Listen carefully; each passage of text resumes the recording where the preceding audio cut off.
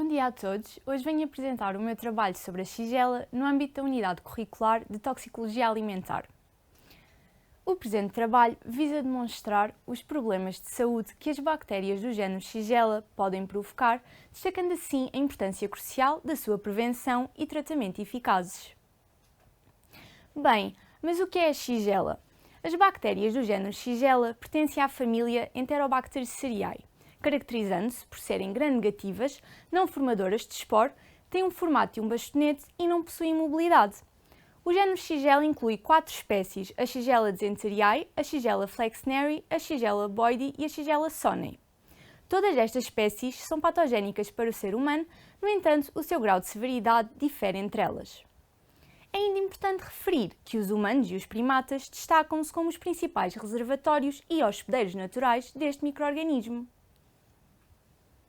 A Shigellose, em muitos países em desenvolvimento, onde o saneamento é precário, é considerada uma infecção endémica, sendo que também podem ocorrer epidemias que provocam morbilidade e mortalidade significativas, demonstrando assim tratar-se de um relevante problema de saúde pública.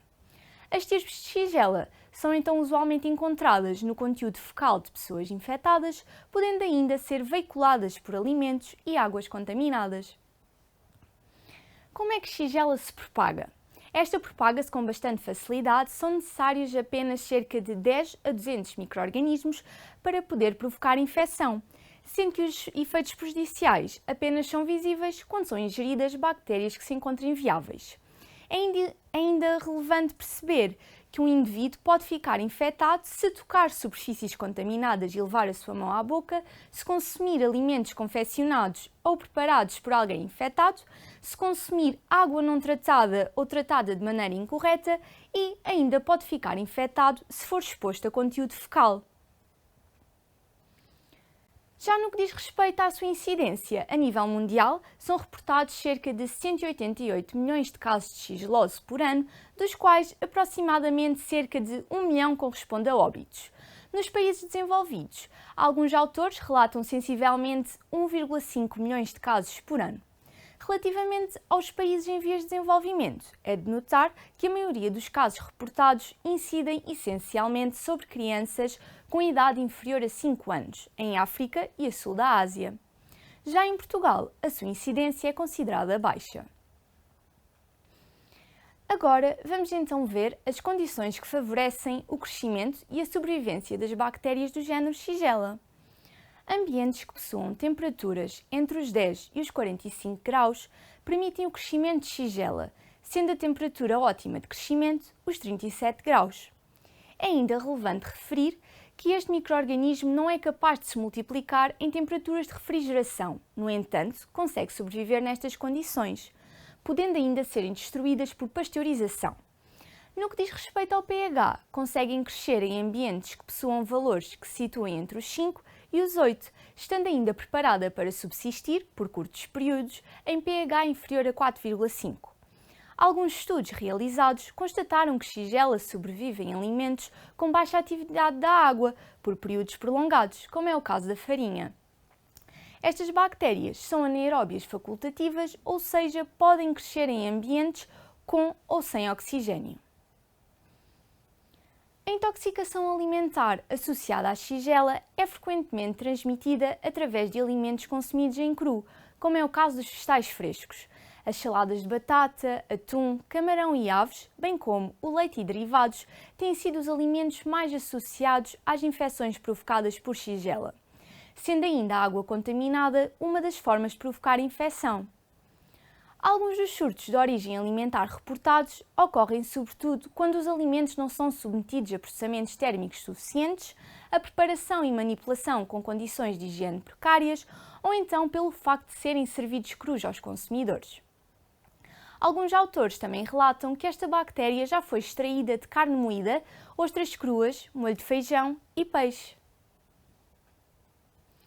A manifestação dos sintomas é sentida num período de 1 a 4 dias, sendo que os sintomas mais comuns englobam dor abdominal, diarreia aquosa ou com sangue, tenesmo, sendo ainda possível apresentar sensibilidade abdominal, vômitos, febre e desidratação e ainda convulsões. Toda esta sintomatologia demonstra então o potencial invasivo de Shigella nas células epiteliais do intestino grosso e a sua capacidade de multiplicação, provocando então ulcerações a nível do epitélio intestinal, culminando numa resposta inflamatória exacerbada. Frequentemente, a evolução do quadro clínico desta infecção é bastante positivo, dado que os sintomas acabam por desaparecer num período de 3 a 14 dias.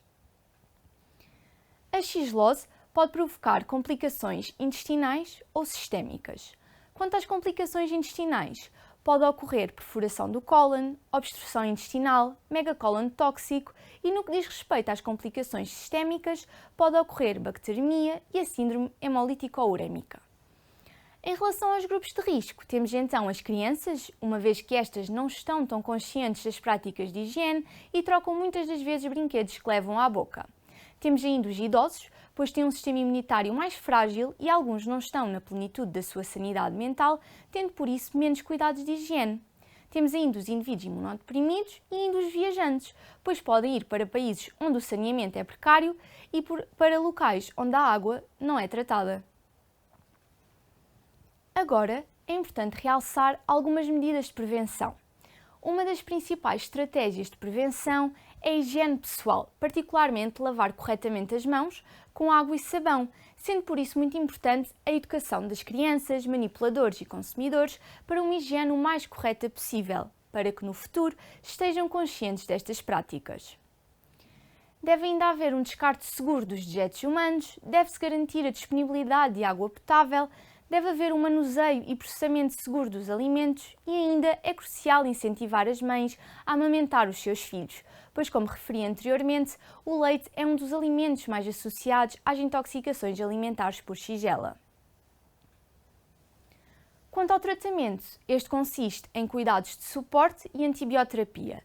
Os cuidados de suporte incidem essencialmente na administração de fluidos intravenosos ou orais, uma vez que tratam sintomaticamente a perda de líquidos, por forma a evitar a desidratação. Relativamente à antibioterapia, esta apenas deve ser utilizada em pacientes que se encontrem gravemente afetados e debilitados.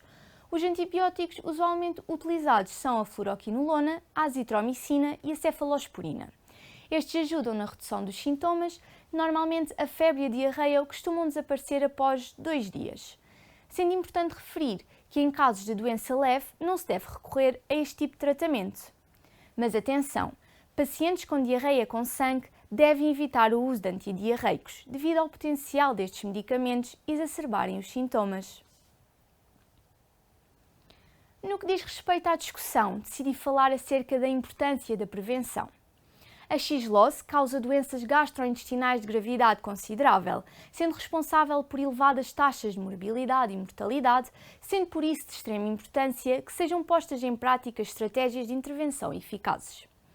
Alguns autores propõem programas de sensibilização para alertar a população sobre a importância das medidas de prevenção de Shigellose para minimizar o número de casos e de óbitos. O Centers for Disease Control and Prevention divulga materiais de promoção da saúde interessantes e acessíveis para consciencializar a comunidade acerca deste tema. Como podem ver aqui neste slide, encontra-se um material de promoção de saúde do CDC. Não obstante, pelo facto de ainda não existir nenhuma vacina que previne este tipo de infecção, os profissionais de saúde desempenham papéis fulcrais na sensibilização da população acerca da prevenção. Com o presente trabalho, pude então perceber que Shigella se trata de um grupo de bactérias patogénicas que provocam doenças gastrointestinais relevantes em saúde pública. A gravidade da infecção difere entre as 4 espécies existentes.